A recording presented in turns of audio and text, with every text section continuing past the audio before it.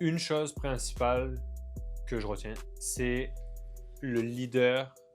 C'est pas juste la personne qui doit tirer tout le monde vers l'objectif final. Quand c'est nécessaire de pousser, il pousse, puis quand c'est nécessaire de tirer, il tire. C'est pas juste l'un ou l'autre.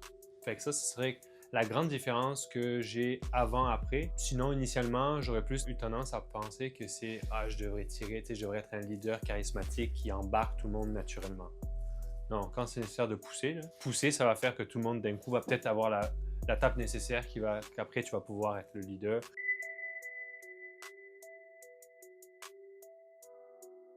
Le réflexe de limiter mes interférences de communication plus rapidement que je pouvais. Ça veut dire que maintenant, je suis conscient à une fréquence vraiment plus rapide quand je communique de « Oh, je suis en train de donner une information qui va perturber la qualité de l'échange, d'arriver à une solution, peu importe c'est quoi l'objectif de la conversation en cours. » Mais je suis conscient de en ce moment, je suis en train de faire quelque chose qui va nuire à notre communication. Ce qui avant, bon, soit j'aurais pu m'en rendre compte 2 jours plus tard en me disant, comme ça nous arrive à tous, ah, j'aurais dû donc dire ça, ou est-ce que j'ai été correct en disant ça, ou c'est la bonne manière, pas la bonne manière. Bref, juste de se faire une rétroaction 2 jours plus tard, mais il est un peu trop tard.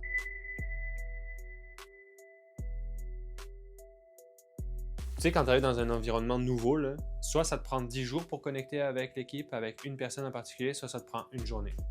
Ce que ça fait maintenant, quand avec les connaissances de la méthode PCM, en une journée, je connecte avec qui je veux. Alors, ça fait que même si un individu, initialement, pourrait être l'engrenage qui met de la difficulté à faire avancer le projet, pour plein de raisons, il n'a pas envie d'être là, ça le fait chier le projet, il n'est pas content de ce qu'on a fait avant, fait qu'il est toujours pas plus content de me voir arriver. Sauf que si en une journée, je connecte avec lui, ben d'un coup, la situation vient de changer. Il va être en mesure de beaucoup plus apprécier nos prochaines conversations, d'être beaucoup plus motivé à faire les actions nécessaires pour atteindre l'objectif.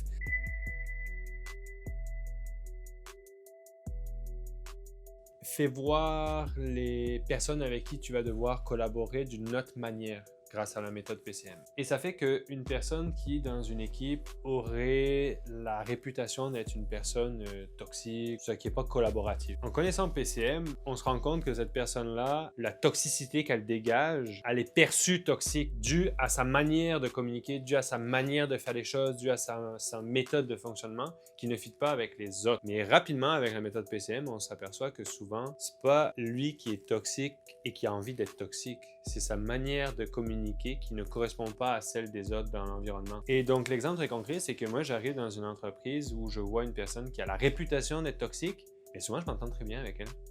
Et je m'entends très bien avec les gens qui n'ont pas cette étiquette-là de toxicité. Comment ça se fait? Encore une fois, c'est la méthode PCM.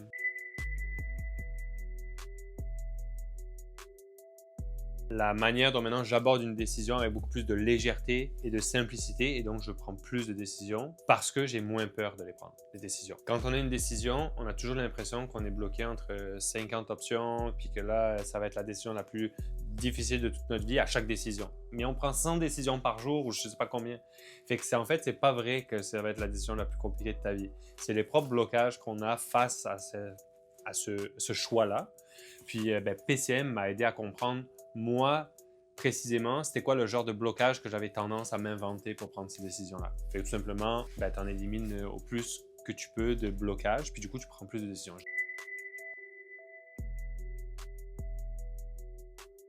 Maintenant, lorsque je prends une décision, j'ai pas peur de la réaction de l'autre personne. De un, c'est pas moi qui contrôle la réaction de l'autre personne. Première des choses, ça je l'ai compris. Deuxième des choses, c'est que je peux m'adapter à la personne à qui je partage la décision et je sais ce qui va être plus en mesure de la motiver et non face à cette décision. Donc, qui va impacter peut-être quelque chose dans son day-to-day, un changement qu'elle va devoir vivre.